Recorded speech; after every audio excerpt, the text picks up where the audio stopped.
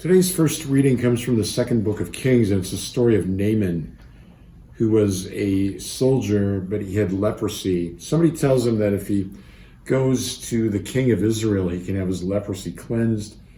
King kind of loses it and says, "You think I'm a god? I mean, I can't heal your leprosy." Sends him to Elisha's house, the prophet. Elisha tells him to go and bathe 7 times in the Jordan River and he'll be cleansed. Naaman gets angry because he wanted to see a miracle. He wanted something dramatic. He wanted Elisha to stand there and call down God's power and heal him. So he's not going to go into the river. And his servants reason with him and they say, if the prophet had asked you to do something difficult, you would have done it. So he's asked you to do something utterly simple. Why can't you do it? So he goes and bathes 7 times and he's healed of his leprosy, and he comes back praising God, the God of Israel, the God of Elisha. That whole passage reminds us that oftentimes what God asks us to do is rather seemingly ordinary. The ordinariness of getting up and doing our work. Ordinariness of doing our school work after school, our homework.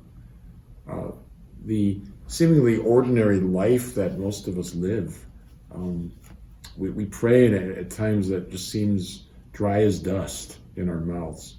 Or we go to mass and we're distracted. Or we're just having a conversation with somebody that's really not that interesting, perhaps. You know, the ordinary moments of life. Yet, isn't it in all of that that God's grace is manifest and that our fidelity, in a sense, is tested?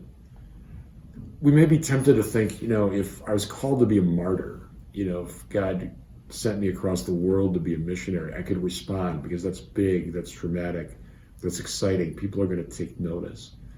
But could we really do those big things if our life hasn't been filled with little actions of fidelity, of patience, of generosity, of perseverance? So if you review your day at the end of a particular one, you may think, nothing extraordinary happened today. I went to the grocery store, I took my kids to a sporting event, I prayed in the morning, had a fight with somebody in the afternoon, made dinner, went to work, whatever. But in all of that, God is inviting us to a life of grace, of fidelity, of love, and of faith. Naaman discovered that if he just simply did the ordinary task, he found healing. We ask the Lord to spare us from the temptation to always look for the dramatic, the big, the exciting, and to realize that often he speaks to us in the still small voice that Elijah heard in the cave, in the hidden years of Christ at Nazareth, where he just seemingly lived this ordinary life, and in the events that face us tomorrow. God is there asking us for a response of generosity and faith.